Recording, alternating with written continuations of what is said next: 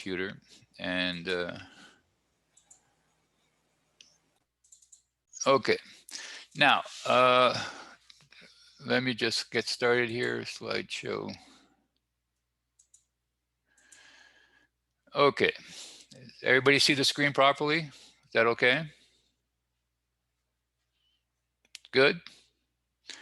Now, this is what I sent you. This is an isometric view of a small industrial building, okay? And of course, what we're going to be doing is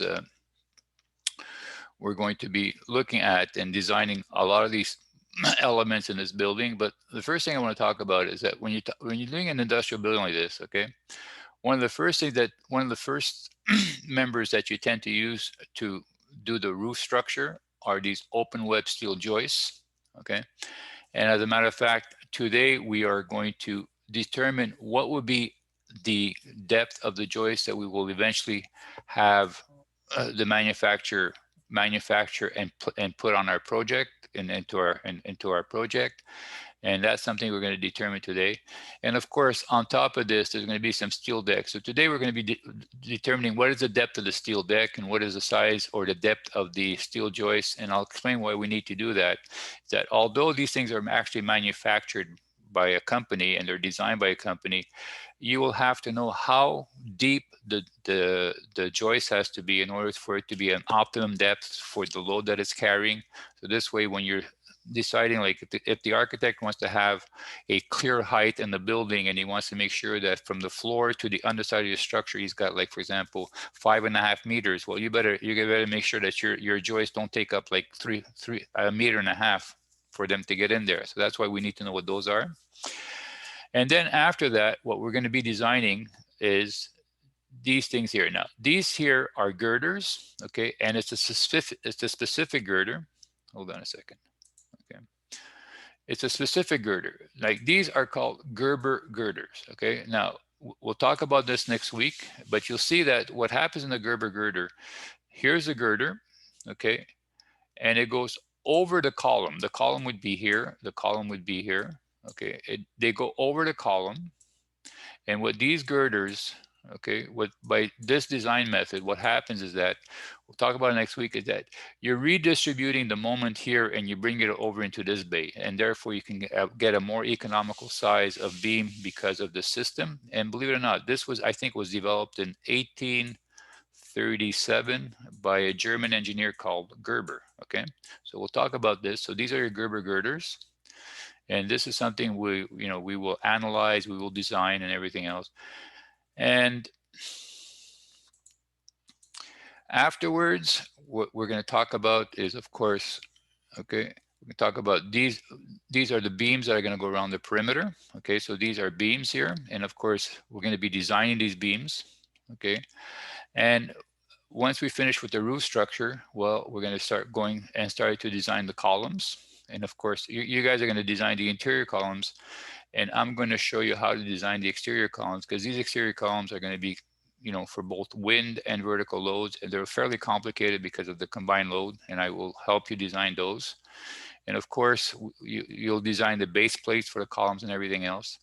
Now, the other thing that we're going to be designing, okay, well, we won't be designing it, but see, these are your columns where your beams and your and your joists are being supported at the end. These are your columns, and in between, okay, these are what they call wind columns. The wind column is simply to reduce the tributary width of this column, so that instead of it having to carry all the lateral load of the wind, this thing will help to carry some of that wind load. So these are just wind columns, are basically put there so that the wind is shared with these other columns and they're not all imposed on your main columns. So that's what these things are. These are wind columns. And these, of course, are the braces. We will be designing the braces, and we'll be designing the connection for the braces. And after that, we'll also be designing these horizontal members here. And these horizontal members are called girts. Okay, so these are girts. If anybody refers to, and what these are, this is where the architect would come and attach his wall to, and that's what these girts do. It's for the architect to be able to attach his envelope, his exterior walls to your building. So those are the principal elements, like I said. And of course, on top of here, we have some steel deck. So this gives you an overview, and I'll keep showing this diagram every lab. And like I said, so here, the joist will have a span of 9 meters, 9 meters, 9 meters. And then in this direction, the joist would be spaced at 2 meters on center. Okay, so in other words, 2, 4, 6, 8, 10. So you got a 10-meter span there, 10-meter span there, 10-meter, you know. So the bays are 9 meters by 10 meters. And we will basically be designing the whole thing by the end of the semester. And then you'll be able to prepare your drawings.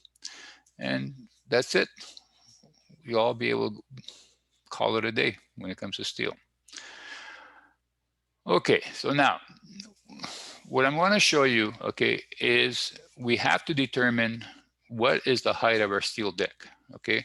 And the reason why we need to do that is because we want to be able to make sure that when the architect says, well, how deep is going to be your steel deck? Is it going to be 1.5 inches or is it going to be 3 inches, okay? Now, I found this on YouTube, and I want to show you this because this is a, let me know if you can see, if you see this.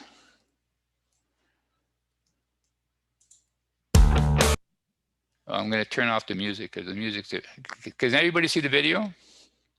Yeah, it's good. It's Okay. I can see it. So I like this video because it gives you a good idea, first of all, what steel deck is. You know, it's a sheet metal that it's corrugated. You understand? It's corrugated, and of course, this is what makes the thing stiffer. And you can see. I'm going to pause this once in a while so that you guys can understand. So you can see what's happening, right? They're laying down the steel deck, and of course, they're laying it over the open web steel joist. And you'll notice that there's 1 joist, 2 joists, 3 joists, 4 joists, 5 joists. So you can see that these sheets will span over more than 1 joist, okay? And then when we're going to go into the tables to pick our steel deck, you'll understand what they mean by 1 span, 2 spans, 3 spans. In other words, are you going to be able to put your deck over at least 3 spans? Because the more spans you can go over with your steel deck, the more load it can carry, and that's because of the continuity. Okay, so that's one thing I want you to keep in mind, and we'll talk about this. So when you see the tables, when they meet, what do they mean by 1 span, 2 spans, 3 spans? Well, here right now, this is the edge, right? And here's 1 joist, 2 joists, 3 joists, 4 joists, 5 joists, 6 joists, and therefore, like, this thing is spanning over 6 joists, but it's spanning at least over 3 joists. So anyways, the music is very, very bothersome. So these guys are just, you know, like, so this is what happens. These guys are laying it out. So now it's just being laid out over the roof frame. And the music is very, very bothersome. I can put the music on, but it's going to bother you. Now, once you laid it down, what this guy is doing is that he's attaching the steel deck to those joists that are supporting it. And these are called puddle welds. If ever somebody refers to the welding of the steel deck to the joist, these are puddle welds. So in other words, the guy's burning right through the deck and he's attaching the deck to the thing. Now, this is another way of fastening. Okay, this is another way of fastening. These are like literally, they're nails. And yes. Isn't this better than the welding? Because when you weld this sheet, it's not like, because I've worked with them before. When you weld them, they're not actually very strong. Is that true or not? They're like everything is a question of resistance. Okay, Omar. Okay, which one is better? Which one is less better? Everything is a question of resistance. So, in other words, if you have a strong force to resist in your roof, and these attachments, because these attachments, these attachments can also help to bring the lateral loads of the roof down to your frame. So in other words, you can use your steel deck as a diaphragm. Okay, a diaphragm is like designing it like a big horizontal beam. So everything is a question of design. Which one is better? It's always a question of how much resistance do you need, Omar? Okay, and then the other thing is that it's also a question of are the guys equipped to do the different types of connections. You see, like, let's say the contractor, you know, like I personally, I have no qualms on welding. I prefer welding. Okay, if the guy knows how to weld. But you know, you're telling me is one better than the other? it's like I said, it's a question of resistance. I can't tell you which one is better.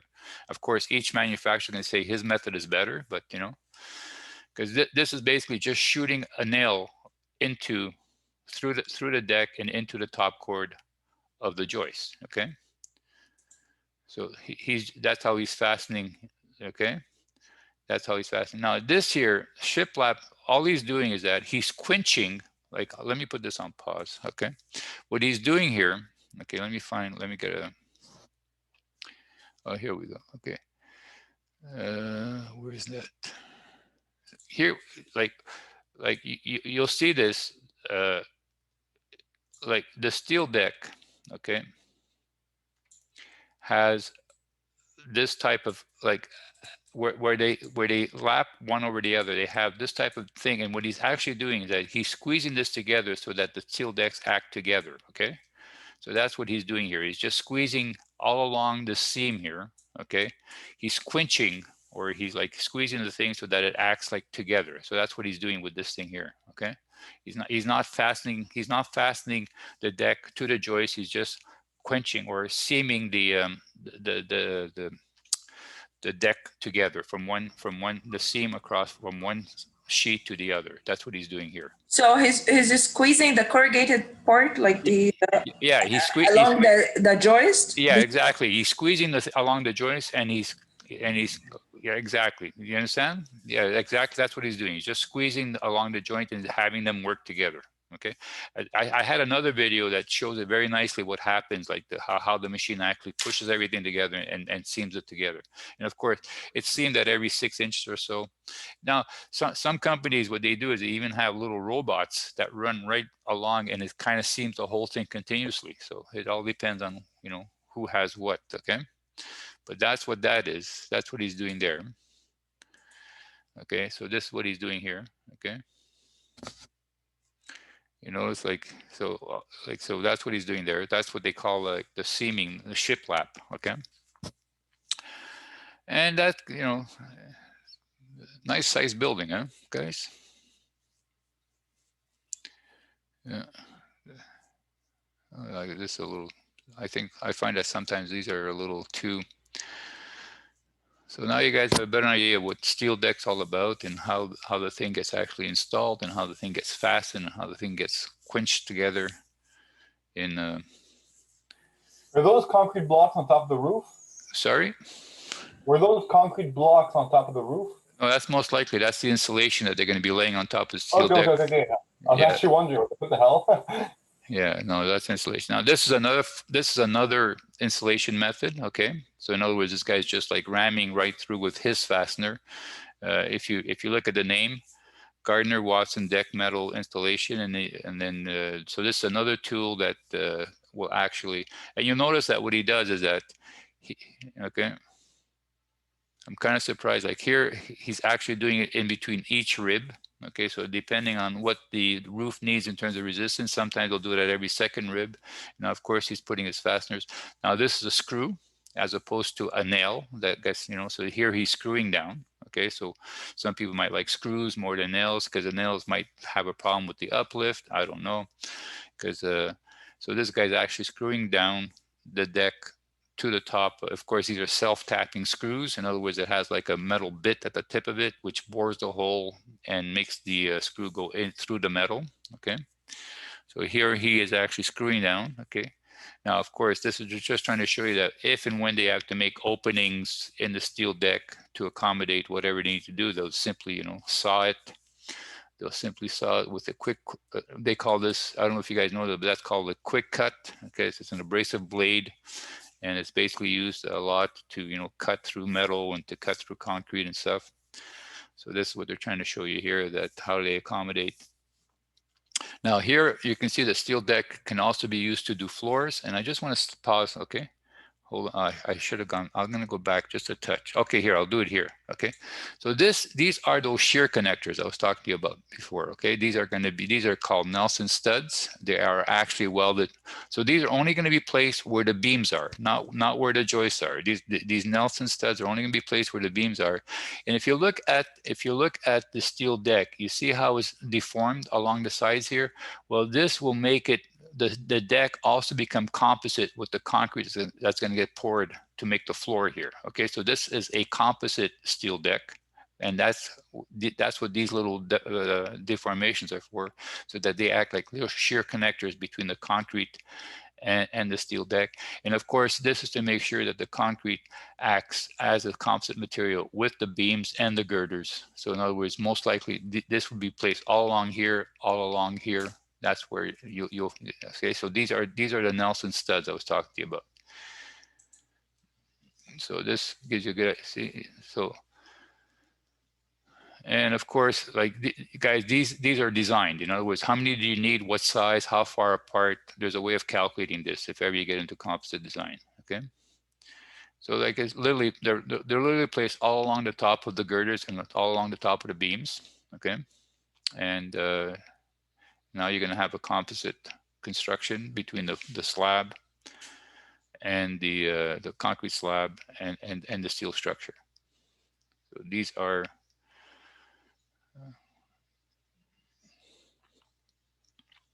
and like I said, if ever you see an overpass and you see that they're using steel girders, I can guarantee you 99.9% of the time, you'll see these little studs welded to the top flange of the steel girder that's going to be supporting the steel deck, the concrete deck of the overpass, and it's going to have a composite action with the concrete deck of the overpass.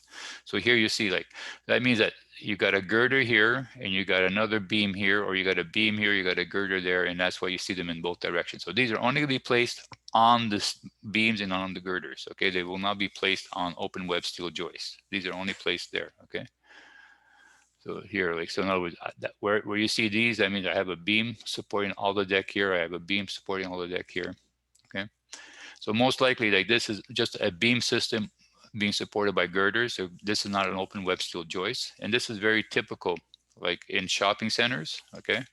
That you're gonna have this type of construction for the floors and make everything composite for the floors. So I hope that gives you a good idea what we talk about when we're talking about steel deck. Is that okay with everybody? Wait, sir. Yeah. Okay. Any questions before I close this completely? Yes, sir. I just have a question. Yeah, go ahead. Yeah. So, for example, that would be for the floor, right? This one is a floor, exactly. In other words, you can also have it on a roof if you want, but this is a concrete floor. In other words, a steel floor with a concrete slab that's going to be built integrally or compositely with your steel structure. This is for a floor. Yeah.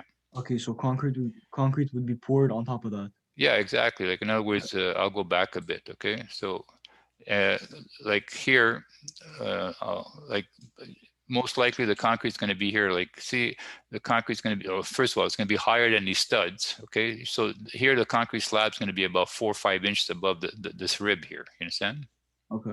Okay, so if I were to draw a cross section, okay, so here's your joist like this, not your joist, here's your deck like this, okay, Yep. and then here most likely you have a beam underneath here. That's no, I'm sorry, I should have done it the other way because I'm drawing it incorrectly. Like, in other words, here's the deck, and of course the deck always runs perpendicular to the beam. That's why I drew this incorrectly, okay, and then here's your Nelson stud that they're putting in right now, like here. That's being welded to the top of this beam, and then after that the concrete would be poured up to there, and this is all concrete. You understand? It's like pouring a concrete floor, and the steel deck acts as the formwork as well as eventually become an integral part of the floor. So it saves you from having to do formwork to pour a concrete floor. Is that clear? Hello? That's clear. Yeah. Okay, good. Okay, so I'm going to, well, I'm going to close this. Okay, hold on a second. Okay, so I'm glad I found this because, you know, I try to talk about this. So now, here, determine the dead load for the steel deck, okay? So what we need to do, of course, now we're going to start, we don't have to worry about geometry here because the geometry has basically been worked out for us. We know the spacing of our stud, of our open web steel joist. We know this, that. So all we have to do now is take that geometry and start worrying about our design loads. So Now, I think I'm gonna find. I think I described what the roof assembly was on your project. Okay, so I'm looking at it right now. I have a 5-ply. Okay, so I have a 5-ply gravel, asphalt and gravel roof here, and then after that I had 200 millimeters of insulation. Or I put 100 in your project, but it's 200. Sorry about that. Anyway, so that's an oversight. And I have a gypsum board. Sometimes people like to put a gypsum board so that it kind of bridges the ridges and therefore your rigid insulation doesn't get deformed. Some people just like to use the rigid insulation, the architects. That's going to be up to the architects, but don't be surprised if all of a sudden you see a gypsum board being placed over the steel deck. And then after that, they put the insulation on top of the gypsum board. And that's more to be able for your insulation to be bridged, to act as a bridge across those ribs, and that's why they put the gypsum board. And of course, the reason why we use gypsum board is because all this building has to be of a non-combustible material, and therefore you need to use gypsum, which is a cheap non-combustible material to use to do that. And of course, you need the self-weight of the deck. Okay, now. So what you're going to do now, of course, I sent you this table for the wood, and we were going to use the same table. You sound like here. So here we're going to use this table to go and find the weights of these materials, right? We're going to do that. And therefore, the same thing as before. So we have 5-ply, how much does that weigh? 200 millimeters, how much does that weigh? 12.7, how much does that weigh? Now for the self-weight, I'm going to assume that it weighs 1.0 kPa. Okay, and therefore I've already done this calculation. When you guys do this calculation, you should come out to about approximately 0.63 kPa. So that's going to be the dead load. Now, don't forget, this is only the steel deck. In other words, you have your open web steel joists here. Okay, and then you have your steel deck sitting on top of them like this. Okay. So this is only up to here. We haven't now calculated the weight for the joist yet. This is just for the steel deck, because the steel deck is a structural element. In other words, it does transfer the loads and carry the loads of the structure. And therefore, this is going to be the dead load only for the steel deck. Okay, sir, I have a question. Yeah, go ahead. Can you go back to the sheet, the material sheet? Yeah, sure. Well, you don't have to do this now. You can do this. No, I don't have to do this now. I'm talking about the wood project because you specified 16 millimeters plywood. Okay. There is no 16 millimeters. Oh, okay. So I thought. Okay. So let me go back. Okay. Okay. So here I'll do it here. Here I'm specifying 200 millimeters of rigid insulation. How's that, Omar? Okay. Okay. As a matter of fact, let me go back here. Okay, I'm going to help you, Omar, on how to do this. How's that? Okay. Now, if I come back to this sheet here, okay, if I look at the insulation, look, I got a 3-ply no gravel. I got a 4-ply with no gravel. I got a 3-ply with gravel. I got a 4-ply no gravel. What do I do for a 5-ply? I mean, Proportion. what? Interpolate. Proportion, yeah.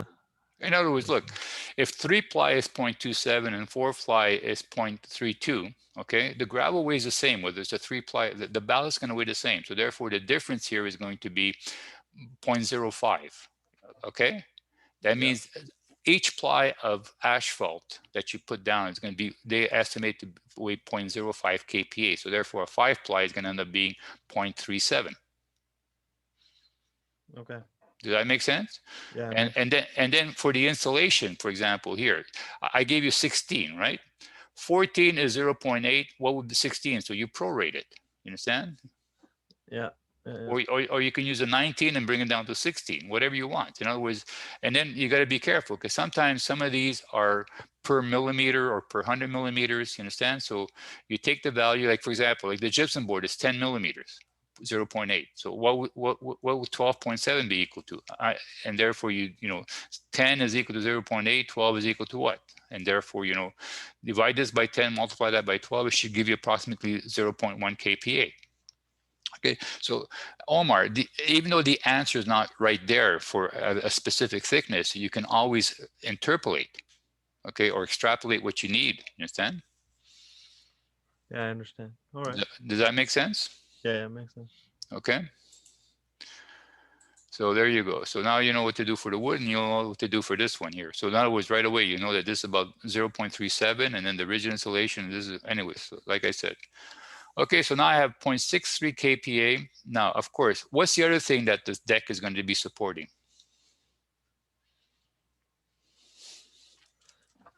What was the question? Sorry. What was the question? What other load is the deck going to be supporting?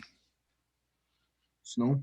The live The load. load. You know, the snow. In other words, the snow load, right? Oh, live load. In other words, it's either the live load of 1 kPa minimum for a roof, or the snow load if it happens to be bigger than 1 kPa. So the next thing you have to determine is, of course, okay, determine the snow load for the steel deck. Okay.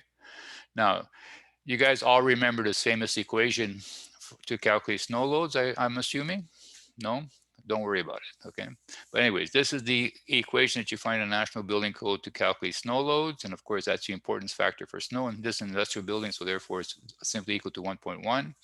This is your ground snow load that you get from the climatic information. These are your factors, and that's your associated rain, okay? So the importance factor for snow, and of course, in our case, is 1.0. It's an industrial building. And then the ground snow load in 1 in 50 years, you get that from the National Building Code. CB is your basic roof load. And then CW is your wind exposure factor. And like I said, here, if you want, you can use different, because it's an industrial building, but I recommend that you use 1.0. CS is slope. What's the slope on a flat roof? Okay. Zero. So therefore, this becomes from 0 to 30 degrees, the value is 1. So you know that this is 1. And since you have nothing on the roof that's going to cause any type of different shape except for nice uniforms, therefore the CA is 1.0. And of course, the SR is what you get from the climatic information. And therefore, that's how you, and then, so now here, what I've done is, of course, we'll do this together because, you know, like, so we'll do this together. So here we go. If we go here and we look at Montreal, we look and we see that, oh, okay, SS for Montreal is 2.6 kPa.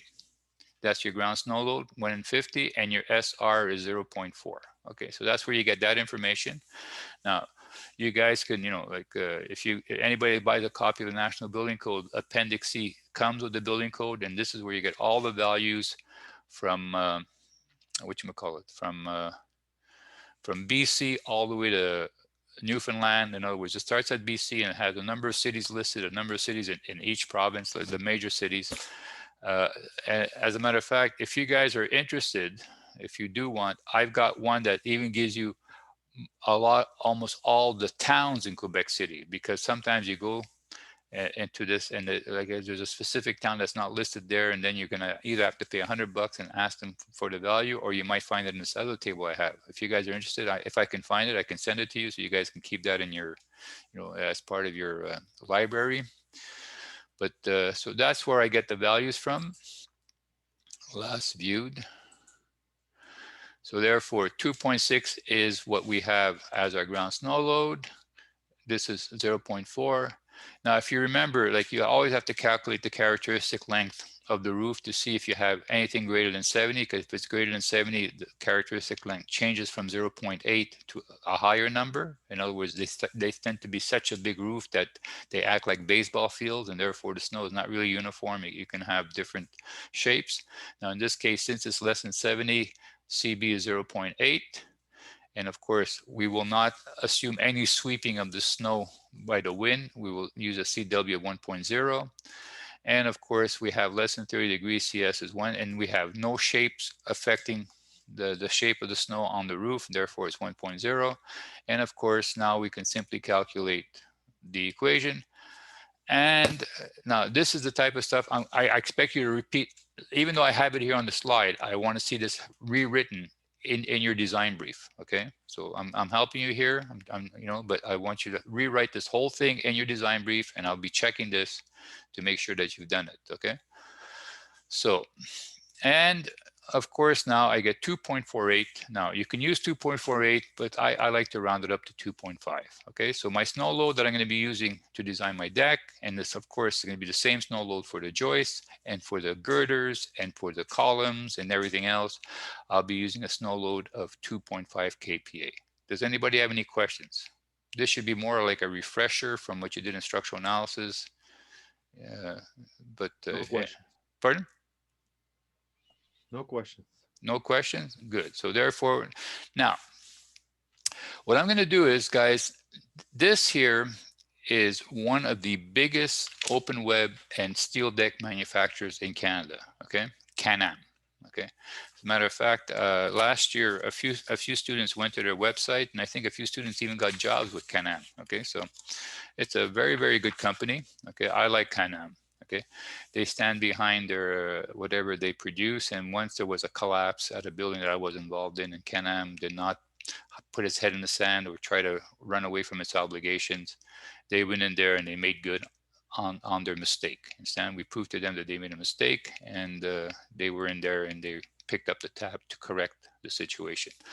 So this is a good company to deal with, because I've seen open web steel joist manufacturers come and go. They design poorly, they fabricate poorly, things collapse, they're no longer there, and you as the engineer has to pick up the tab. So be careful who you use. Okay, ask companies, make sure they've been around for a while and they've got a proven track record.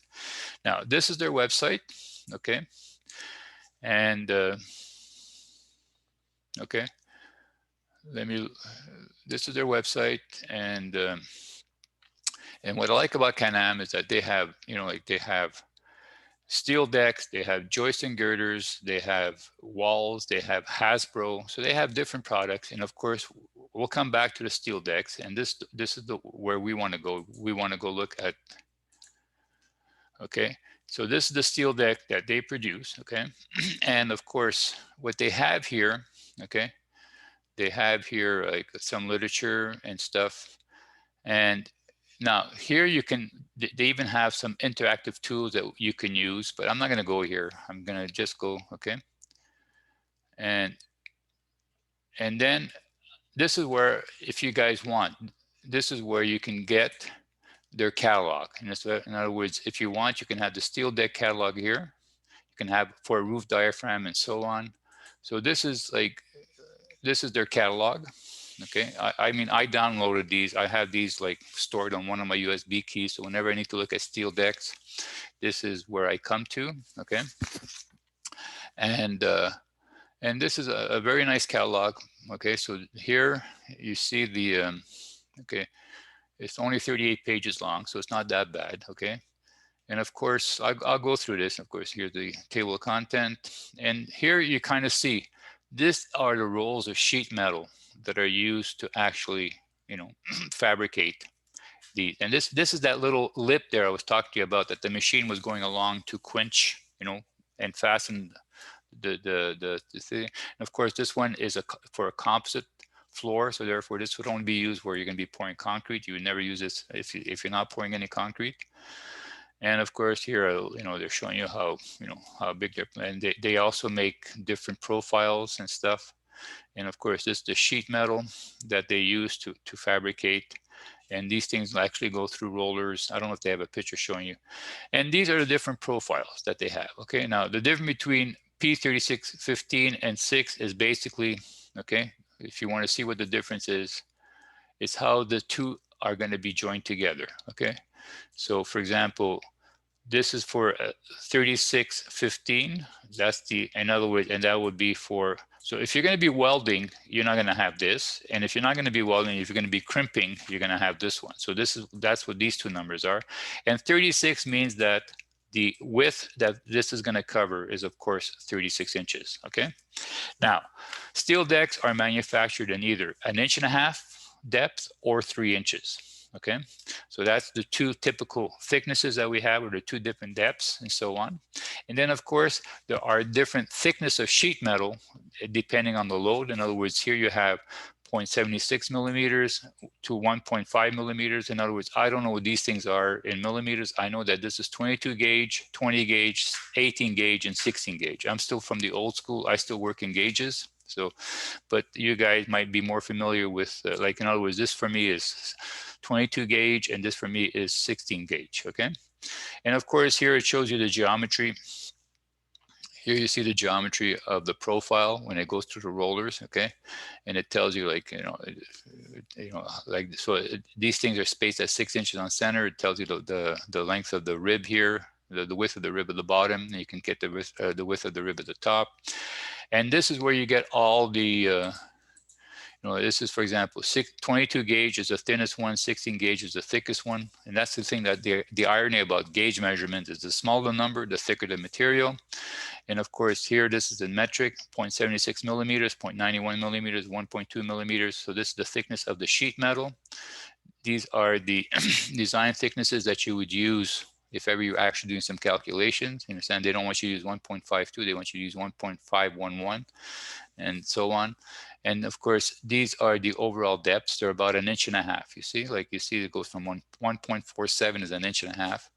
And this is the weight, okay? This is in kilograms per square meters. You have to convert this to kilonewtons by multiplying by G and divided by 1,000. And then they give you the moment, moment section, the sections of modulus. Now you have one for the top and you have one for the bottom because this thing is not symmetric, okay? You have one for the top, they're very close, but they're different. And then it gives you the moment of inertia. So if ever you're doing some deflection calculations, if ever you want to design, you have all the values here. You have your S value here to calculate the stresses caused because of bending, and here you can calculate if you want. Okay, so they give you the section values of the profile. And then they give you load tables, okay? Now, the way that this thing works is very simple. Now, you'll notice that you have a single span, double span, triple span. Now, here what they're trying to do is they're trying to say, well, if I'm going to be putting my sheet metal spanning only between two members, that becomes a single span. But for example, if I have a series of members and my sheet's going to be going over, supported by one span, two span, or at least three spans, you can see that for the same sheet metal, for the same spacing of the thing, you can appreciate that the load goes up substantially, okay? In other words, so you can see that the more it spans, and that's because of the continuity. In other words, the moment gets smaller as it goes over more spans, therefore it can carry more weight. So if you're sure that you're gonna have at least 3 spans, in our case we will, because we saw that we're gonna easily, these sheets are at least, whatever it was, I think it was about 12 meters long, and it's going to go at least over 3 joists. Therefore, we can be looking at this table here to determine if we can use what thickness of gauge that we would use. Okay, so that's how you use these tables. And of course, they also have it in imperial. I'm so used to imperial that I would be working with that table there. And so here, if we look at now, the top is your factor load, and this is your design load for deflection. Okay, that's why you have an F and a D. So for example, if we take, okay, so hold on a second, I'm gonna see. Okay, so the loads in R marked off are the maximum factor loads controlling by the bending capacity, and those are the ones that will produce a deflection of L over 240. Okay, so therefore you would have to, okay,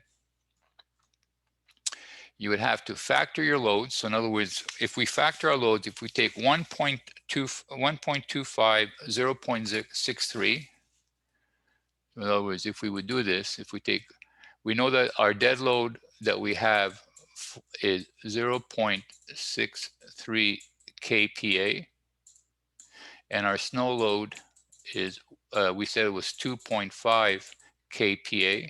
So therefore, our factor load would be equal to 1.25 times 0.63 plus 1.5. Can somebody do this calculation? Because I don't think I've done it.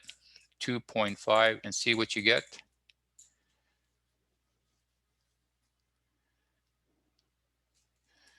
Uh, 2.5. Can somebody do that calculation? See what they get? Sure, what is that? 1.5 times 2.5? 1.5, yeah, times your snow load. 1.5 times 2.5 plus 1.25 times 0.63. I get 4.54. Does anybody get the same answer? Yeah, sure, it's that. Okay, so now we know that we are using our joists are going to be spaced at 2 meters. So therefore, we're going to be looking at this column here. Okay, and therefore, if we would have, okay, so here they don't recommend these at all for this span here.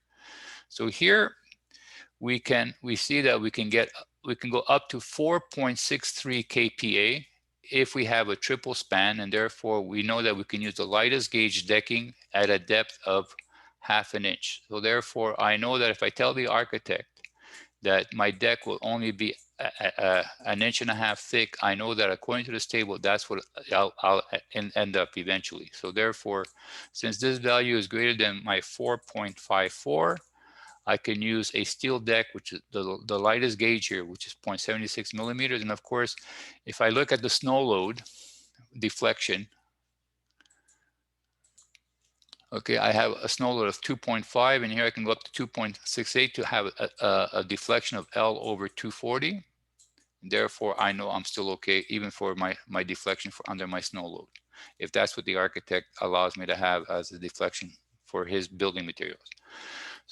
So I can say that as far as my steel deck is going to be, now I'm going to be using the depth of the steel deck will be 1.5 inches, and the thickness of the sheet metal is going to be 0.76 millimeters. Okay. Now, if you want, okay, now that's just to give me an idea of what I can get away with in terms of the deck. And of course, now here is where you get to a 3-inch deck. Okay, in other words, this is of course for heavier loads and bigger spans. So in other words, they use exactly the same sheet metal, but because the ribs are taller, they can only make a 2-foot wide section that can cover. So you see the difference is that they use exactly the same sheet metal, but because they're corrugating it at 1.5 inches versus I'm sorry, 3 inches versus 1.5 inches, you can see that they can only cover 2 feet, and that's why they call this P24. This is how much it covers in terms of width. And the 36 and the 04 is the same thing. Like the 36 has this type of connection between the sheets, and then this one is if you want to weld. And of course, here's the properties, and of course here you can see that this sheet is much stronger. Of course, it covers less, it's much stronger, and it can cover heavier loads. So once you start getting into bigger spans, you can see that you can't even get away with the other sheet. You might consider using this sheet size for your steel deck, and that's where you come to this table and you use the same concept. You factor your loads and you check your deflection under your service load. And in this case, they put D. I find that this is misleading. D is the service load. I don't know why they use D. And then this is the one I was telling you about. So you see that this is where you have that the one that acts as a composite material with the concrete floor that's poured on top of it. And of course, sometimes you can use a wire mesh to reinforce the slab, or sometimes you can put steel. It all depends what you need to do. I would put at least a wire mesh into the concrete. Some people put nothing. They just pour and they let it crack. They don't care. And therefore, these are for the composite. And of course, this is for the 1.5 inch thickness. And the P36 is 1.5 inches high. And they have the same thing with the 24-inch. They should have P36 and then P15 composite. And what's nice about this is I think they also give you an idea of, like, for example, if you use a 4-inch thickness slab, it tells you how much it weighs per square foot. So this is nice. So in other words, you don't have to do the calculation, how much those ribs, how much does that take away? They tell you how much the concrete will weigh per square foot. So therefore, if you can get your dead load from these tables, if you know how thick your slab's going to be. Because you know a 4-inch slab is easy to calculate, but because you have the ribs, it's not the same as a solid slab. So these tables will tell you the self weight of the slab and so on. So I mean, it's useful. 36 composite again, and then the very last one. These are more for architects, like when they want to. Like I said, and then they have the ones in the 24-inch, the composite ones, and so on. And then at the very end, they even have acoustical decking. So the architects might want to use this. Oh yeah, this is if you just want to use the decking as a formwork, then they have some formwork deck. Okay, I personally, if I'm going to go to this, I might as well, you know, use the composite stuff and make it all work together. Some people don't like the composite because it might have a problem in the long term with the creep, and there are some people don't even want to rely on the composite action because it might, you know, not perform to their expectations, whatever. So you have some formwork and the web crippling for the formwork. Now here they're trying to show you how, you know, why single span, double span, triple span, why the moments, see how the moments get reduced, understand? And that's why you can carry more of a load over 3 spans versus 2 spans versus 1 span. So this gives you an idea of how the continuity helps to redistribute the moment across the spans and so on.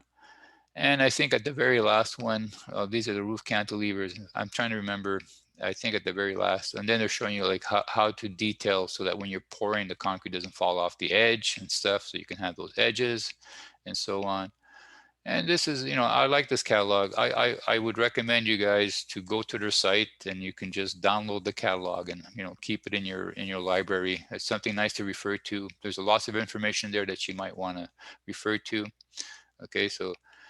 And I think, I don't know if they still make it. Yeah, here, this is the one. This is like for architects that want to have an acoustical benefit. So they have this perforated steel deck. So some people like for example, they're going to leave the roof surface exposed, like in a gym or in wherever.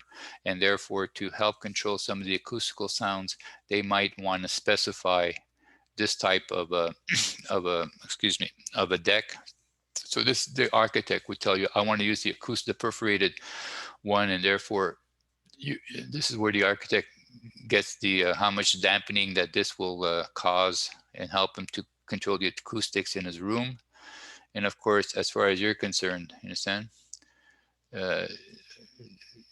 Okay, so they do have, and then I have a question. Yes. How would you waterproof it if it has holes in it?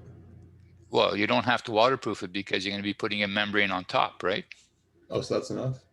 Like the steel deck is never used as a membrane. In other words, you always have a roofing material on top of your steel deck. Okay, got it. You understand? Like, in other words, like a steel deck is a structural element that is there to support your roof assembly.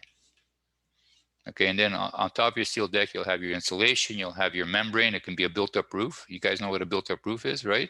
It can be a membrane, whatever, but you will never rely on the steel deck to be the actual thing that's going to stop the water from coming into the building. Okay, but it's okay. So here, of course, they're showing you pictures, and then of course they're trying to advertise all the other stuff that these guys do. Okay, and like I said, very, very good company. I like them. They've been around for years. I've worked with them in the past. If I would still be practicing, I would work with them in the future. Very good company.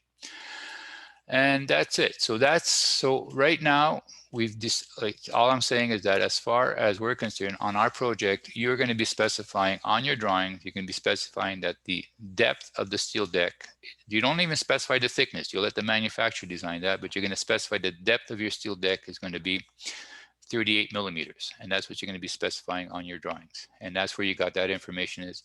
Even though Can-Am is the one that designs the deck, they have, you know, they have software that you just want to know that if they will ultimately end up with either an 1.5 inch or 3 inch deck. And in this case, we just confirmed that it's going to be 1.5 inches.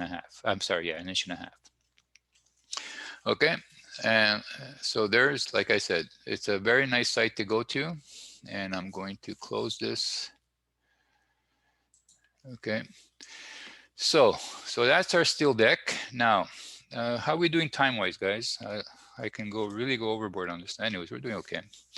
Okay, so that's our steel deck. And now, what we want to do, okay, this is because I had, in case I wasn't able to get to the link, I have a steel deck downloaded in my file folder, but I'm not going to go there. Okay, now what you want to do is you want to determine what's going to be the eventual height of your open web steel joist. Now, the reason why you want to do that is because, you know, like, you got to remember, I got a building here. Okay, there's my roof. And here's my floor. Okay, so here's my floor. and here's my roof, okay?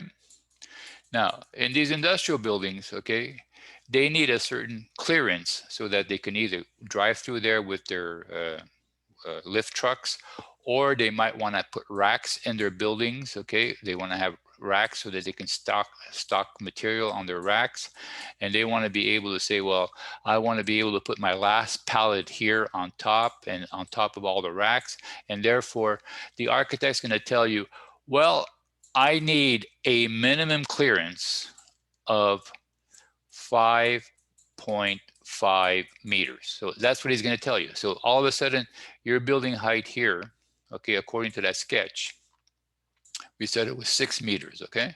Now, all of a sudden, 5.5, that only leaves you half a meter to put in the depth of your steel joist. So what happens if you start getting into the optimal depth happens to be 900 millimeters, okay? So you want to know at the very beginning of your project how to make sure that when the joists are going to be actually designed and fabricated by Can-Am, most likely Can-Am if you're doing the project here in Quebec, like what is it that they're going to end up in terms of a depth, and therefore you should be able to go to their catalogs based on the loads that you're going to have, okay? Determine what would be the size or the depth of the joist that will eventually be designed by Can-Am, and that's what we're going to be doing, okay? So that's why we need to do that at the offset. We do not design the open web steel joist, but we need to know what is the depth of joist that will eventually be designed by Can-Am or even another manufacturer. So that's why we're doing this. And so now, determine the dead load. Okay, so now we had calculated the dead load of the for the deck. Now we're going to go down to the steel joist. Now for the joist, we have the 5-ply, we have the rigid insulation, we have the gypsum board. Now here what I did is I recalculated based on what I found. I recalculated what the actual weight of the steel deck is. Now I could have left it at 1.0, which I assumed, or I can now modify it to 0.9 because I've confirmed according to that table that it's going to be a 0.76 millimeter deck. And according to the table that Can-Am has, that weighs, I think, 8 point something kilograms per square meters. And I converted that into KPA and I ended up getting 0.9. So what I assume, now I don't have to assume anymore. I can actually put in a more accurate number here, or a better estimated number. Then after that, this is assumed at this point, okay? Now, in the Can-Am catalog, depending on the size of your bay, they can give you like weights that you have to assume. But for me, 2 pounds per square foot is reasonable and that's something. And then I can go back and check this once I pick my steel deck, my open web steel joist. Now, the other thing you have to remember is that although you don't see it on the architect's assembly diagrams, okay, eventually your roof structure is going to have to support ducts, it has to support pipes, it has to support wiring, light fixtures, and so on, okay? So you have to make an allowance for that so that when the mechanical engineer starts running his ducts through your roof structure, it can support it. When the electrical engineer starts hanging lights onto your roof structure, it can support it. And when they put in the sprinkler system, the plumber starts running his pipes for the sprinkler system, it should be able to support it. So you have to make an allowance for that because you're not going to wait until all the drawings are done and then you're going to be able to start your structure. So you make an allowance and that's how you do it. And then after that, I ended up getting here a 0.97. And of course, this is ridiculous to use that. So what I'm going to do is I'm going to round that up to 1 kPa. So for the rest of the project, when I'm going to be designing my beams, my columns, everything else, I'll be assuming that dead load is 1 kPa. And that's a reasonable dead load, guys, 20 pounds per square foot. And I'm telling you right now, guys, if you guys are doing an industrial building and you don't get like anywhere around 1 kPa, if you get anywhere between 1 to 1.2 kPa, you're in the right ballpark. Anything less than 1 kPa, I would double check my calculations because it wouldn't be good enough for an industrial building, okay? So that's what I'm going to be using as a dead load. And of course, we've already calculated the snow load stays the same, 2.48. So therefore, I'm going to be using, okay? So now, I think this is the same website, but now I'm going to go to the Can-Am catalog, okay? And let's see if I can, did I click this correctly? Here we go. Okay, so I'm going back to the same site. I was there before. Okay, but the only difference now is that, like I said, so here's the, anyways, it's canam-construction.com. Of course, it's in English. And of course, now I'm interested in the joists and girders. Okay, and therefore, this is the product I want to look at. Okay, and very similar, like here they have some tools. I tried this tool and trust me, for some reason, it doesn't give me the same values in their catalog, so I don't even bother with the tool.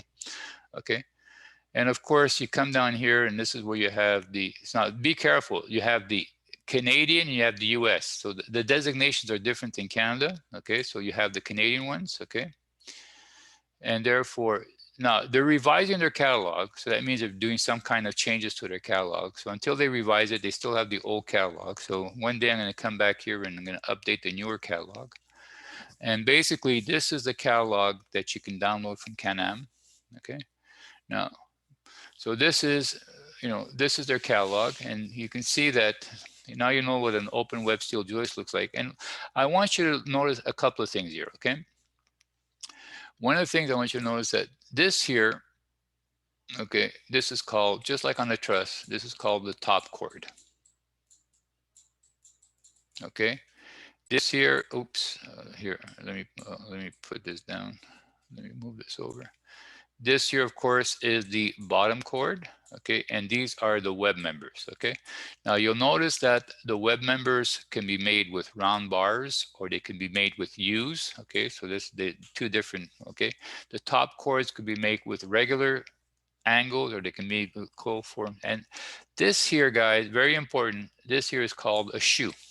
Okay, and we'll see that in the catalog. So this is the shoe. The shoe allows for the proper transfer of the load from the joist onto whatever is being supported. Usually it's going to be a beam or a girder. That's the shoe. Okay, and the height of the shoe is very important because there's standard heights for the shoe from 4 inches, 5 inches, and so on. And the width, depending on how much you need to distribute the load. So this is the shoe. And okay, so this is some of the terminology that you should get familiar with when you're talking about, you know, even open web steel joists. And of course, maybe I should go page by page. Okay, so here's table of content, cautionary statement. Although every effort was made to ensure that the information contained in this catalog is factual and that the numerical values presented herein are consistent with the, they always give themselves a waiver. And guys, you find this even in handbooks, so don't think it's just in catalogs.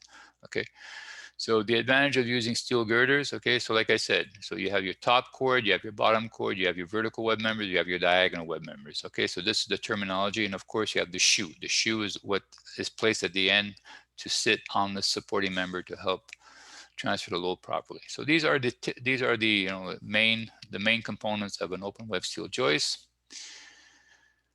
And of course here they're trying to show you like what it looks like, you know, like so here this is that Gerber system. Okay, in other words, here the beams are being supported from column to column, and therefore the bending moment is like this.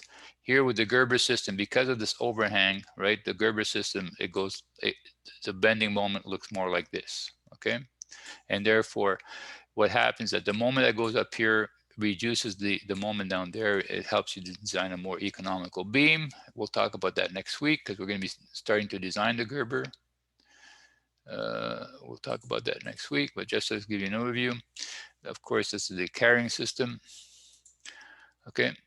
And what's nice about this is that, for example, this catalog will tell you, like, will give you the information. If the mechanical engineer says, I've got a 12-inch round duct, can I pass it through your joist? Well, this catalog will tell you yes or no. Okay, so it's good for the mechanical engineer.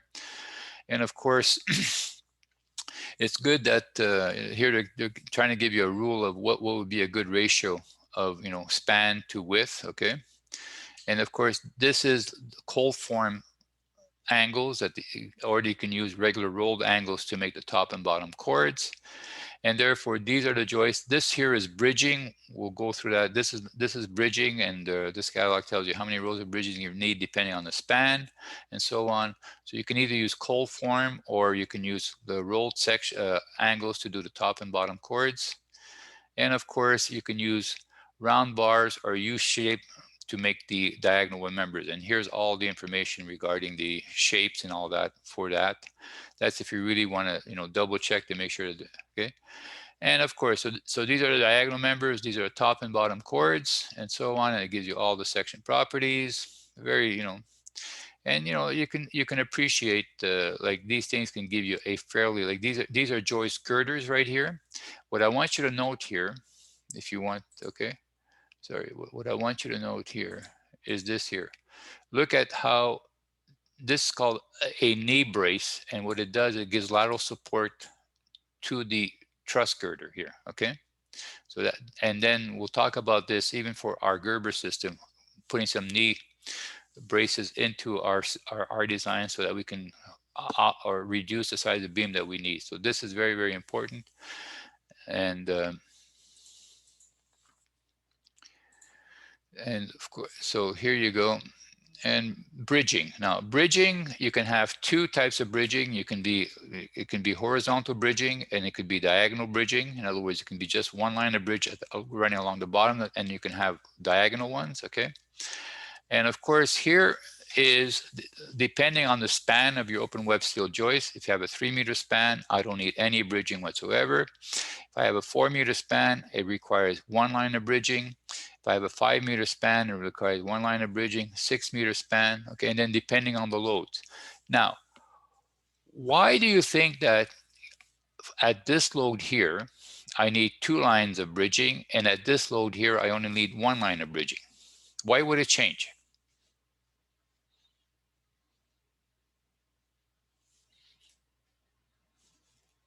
Wait, sir, can you repeat that?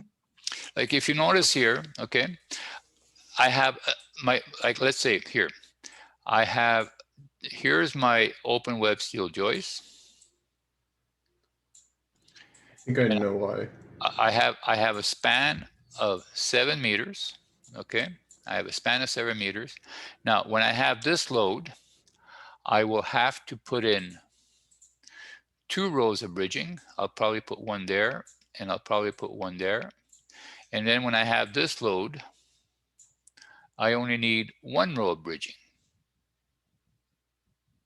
Is it because the vertical force counteracts the overturning? Well, not overturning, but you're on the right track. Keep going. What happens on the roof? It doesn't overturn. What does it do? Slides? Oh, there's uplift. Uplift, exactly. See, guys, so when there's uplift on the roof, normally this is in compression and this is in tension, okay? When it's normal loads. But then when there's uplift, it gets reversed. The bottom cord goes into compression, the top goes into tension, and compression members cannot take a long unbraced length. So therefore, when the loads are heavy, to counteract the uplift, you only need 1 line of bridging. When the loads are light, you're going to need to shorten the unbraced length of your bottom cord, and that's why, okay? We'll talk about this, like unbraced lengths and all that, but that's right. That's why. So it's all here, and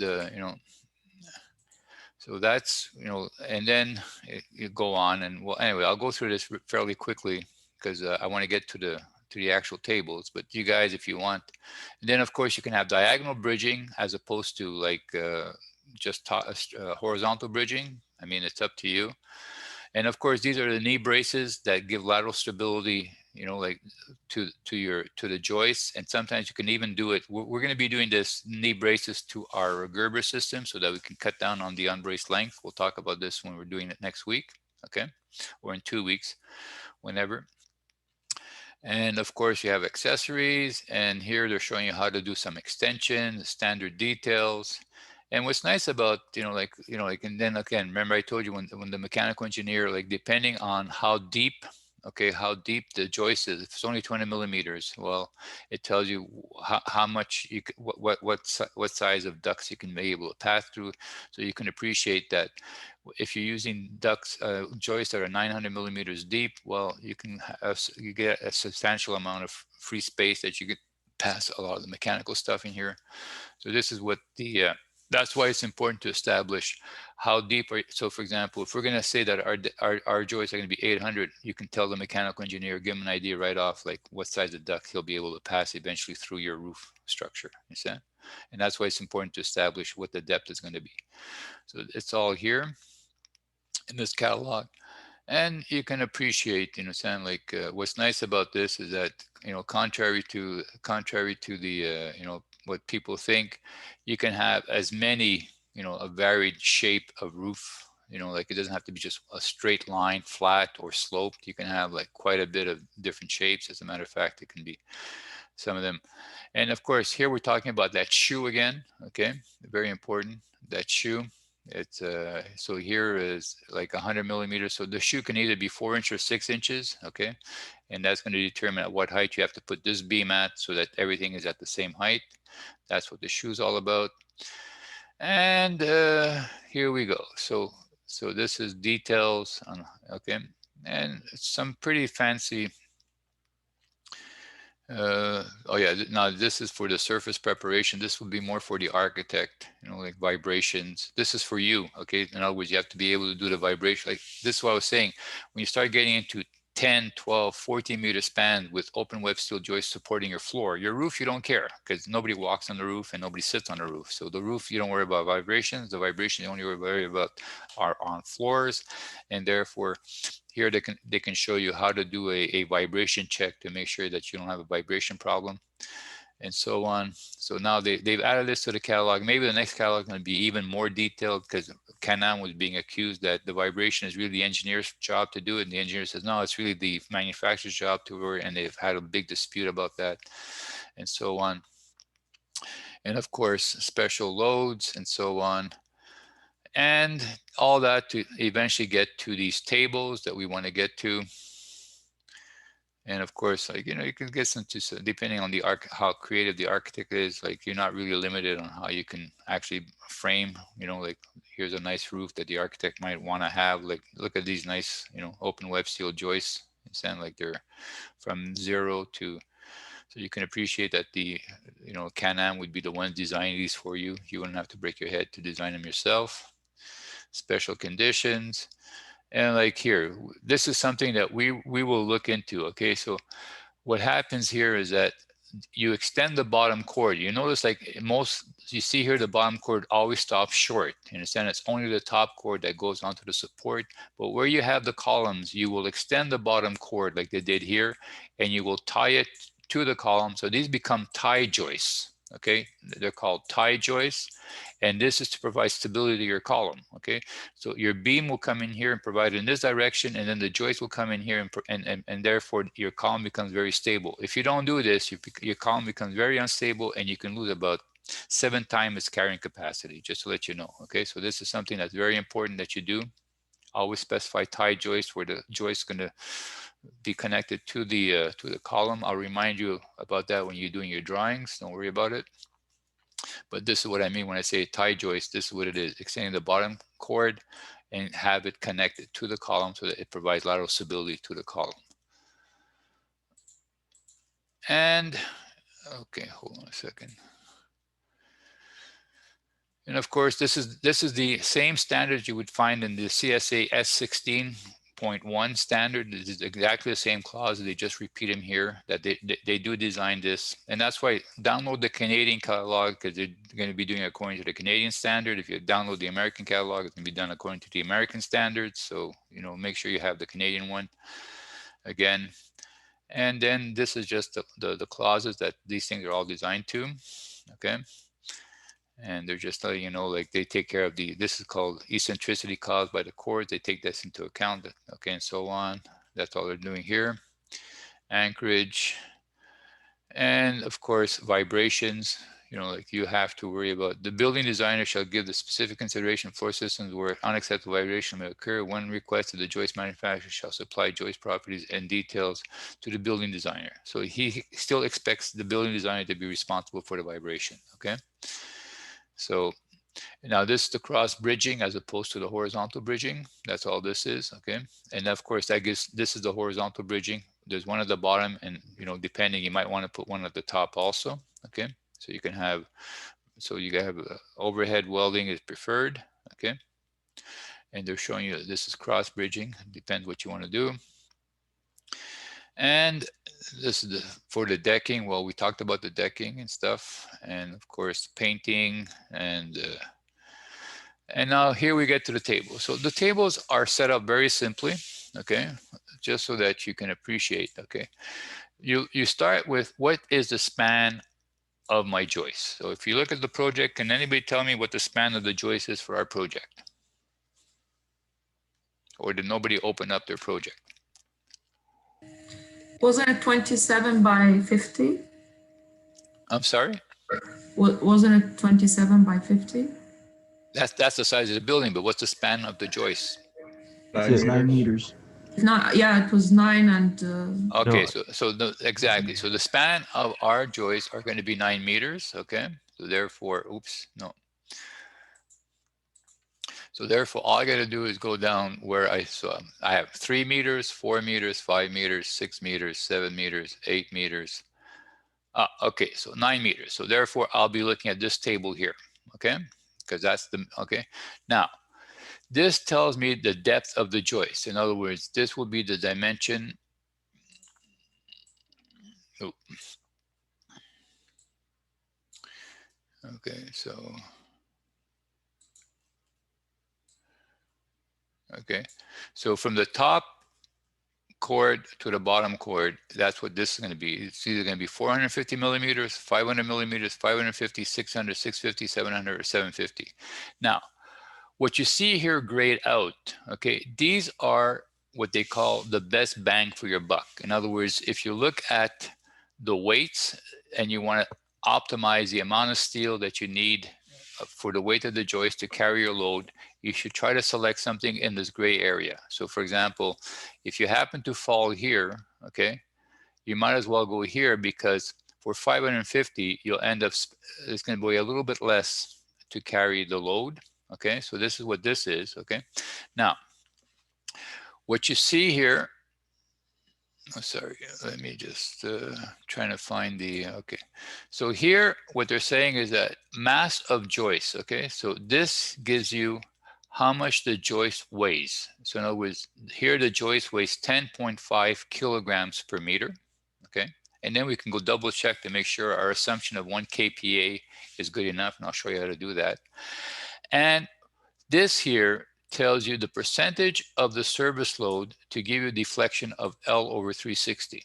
So that means is that right now, if my service load is 3 kilonewtons per meter, that's my service load, okay?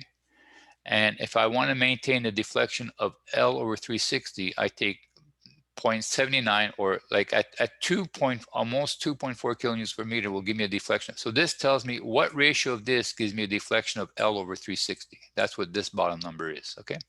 So the way this works is,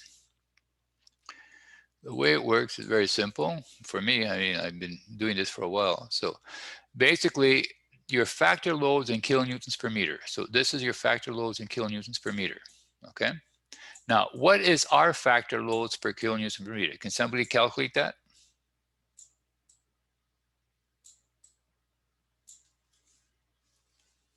What was the dead load that we had calculated?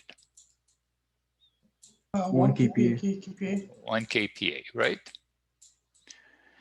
What was the snow load? This is dead. What's the snow load?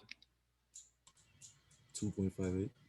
2.5 kPa was our snow load, right? So what would be our factor loads?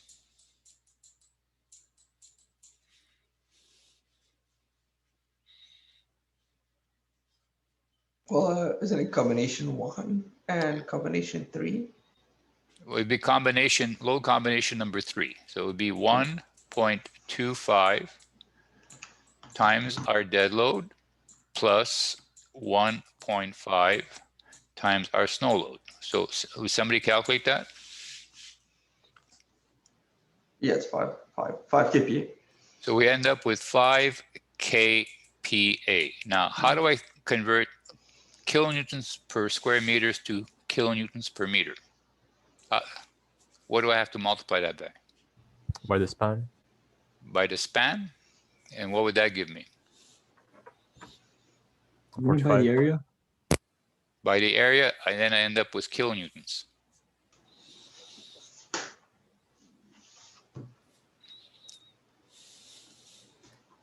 Tributary width? Well, I'm asking you,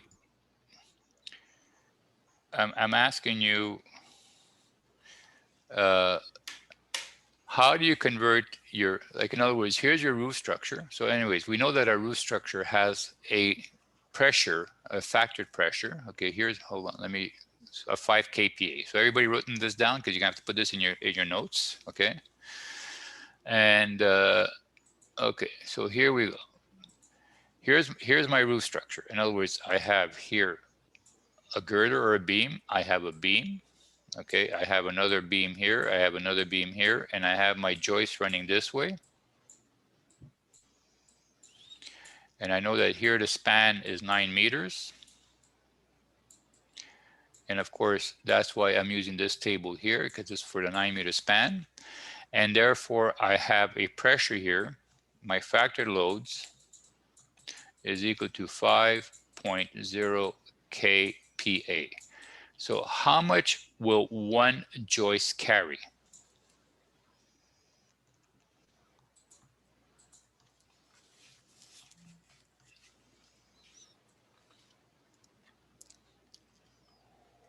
Sir?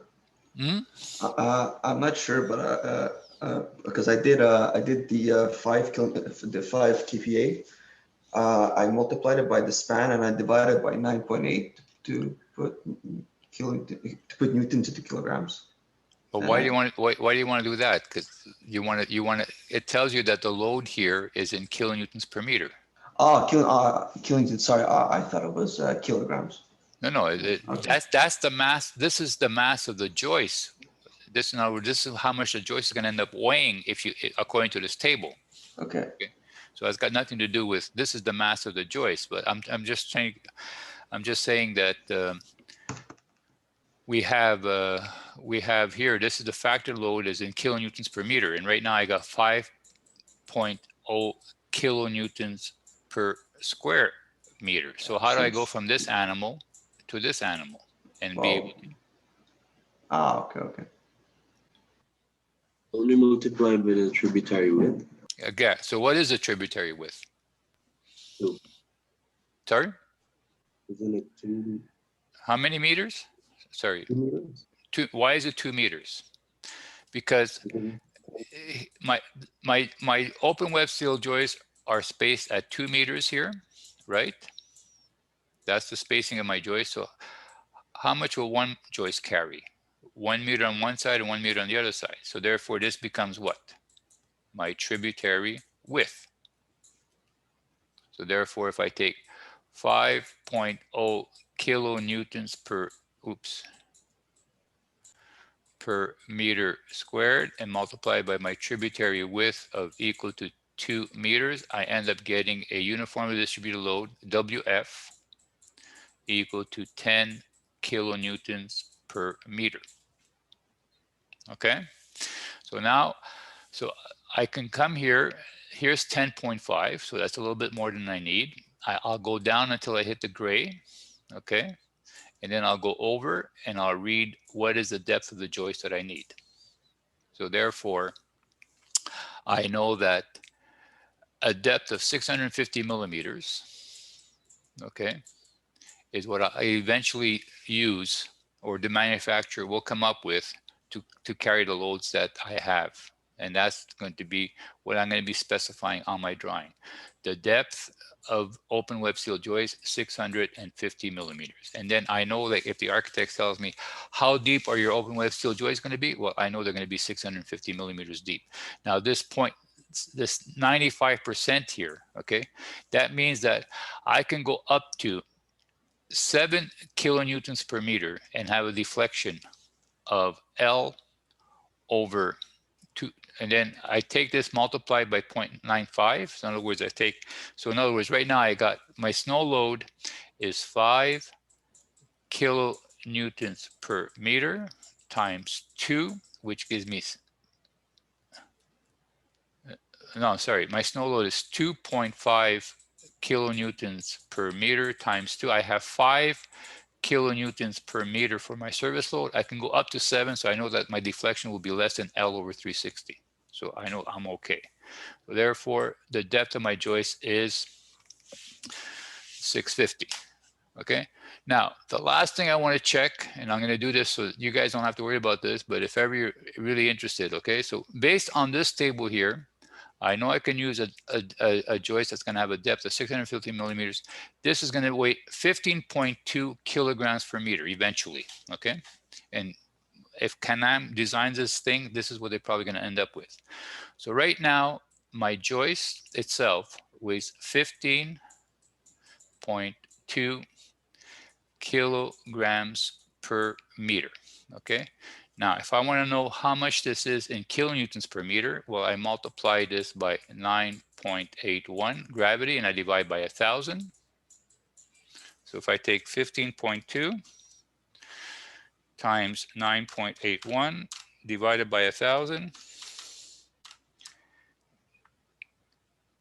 that gives me 9 times 15.2. I end up getting 0.15 kilonewtons per meter.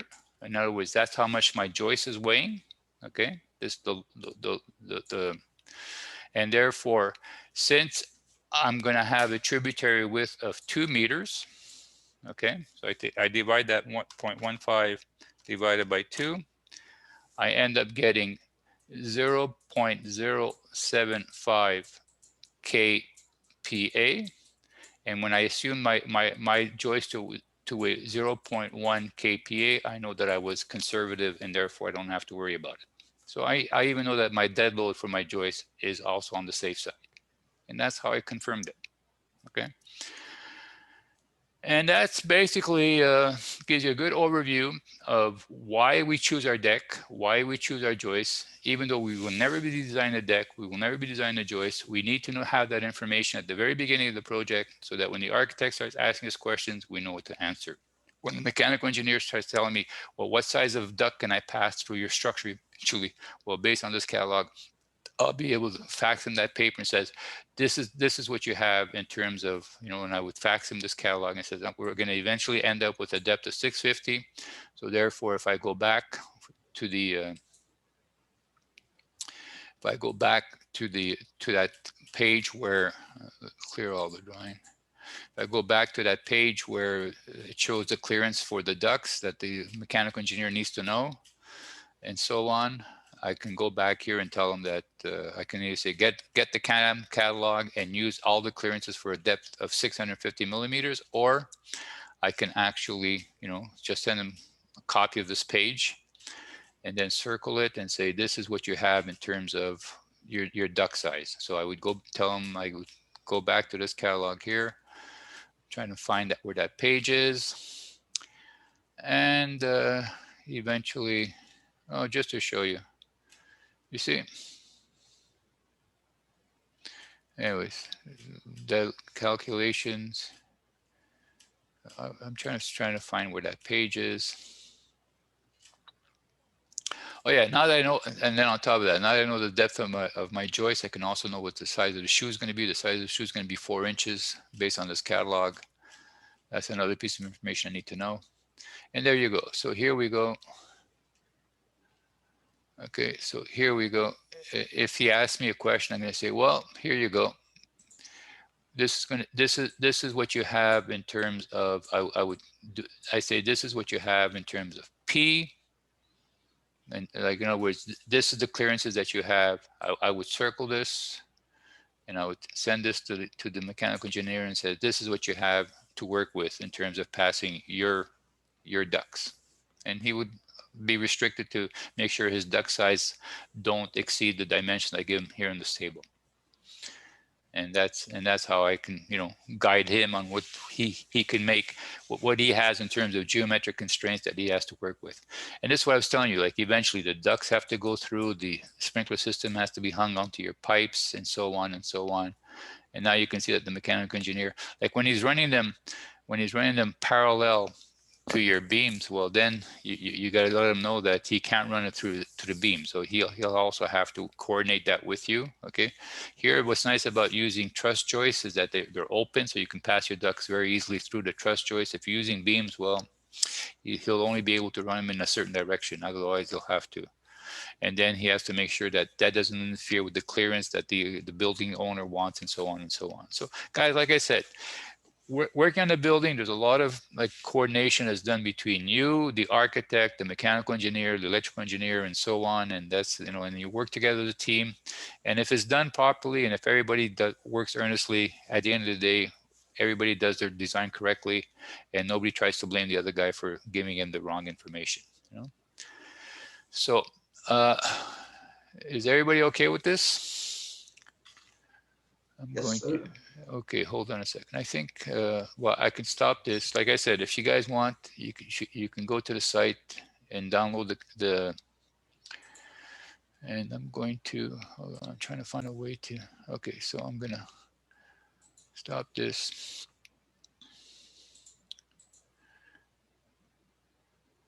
And that's it. So let me escape here. And I'm gonna stop sharing, and I'm gonna put this on pause.